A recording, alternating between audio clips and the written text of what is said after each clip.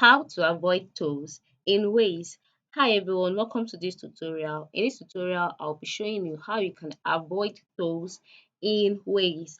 Now, how do you go about this? The first thing to do is to open the Waze app. The Waze app icon has a smiling face emoji. Yes, that's how you can locate it.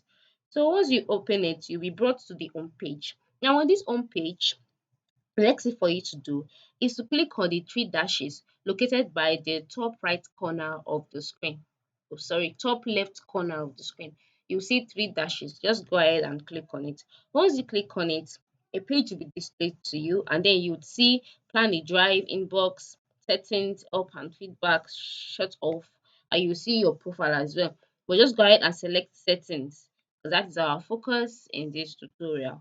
When you select settings, you'll be taken to the settings page. Now, on this settings page, you'll see general, map display, voice and sound, battery saver, navigation. Yes, navigation. So just go ahead and click on navigation.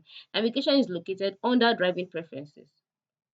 Now, once you click on navigation, you'll be taken to the driving preferences page.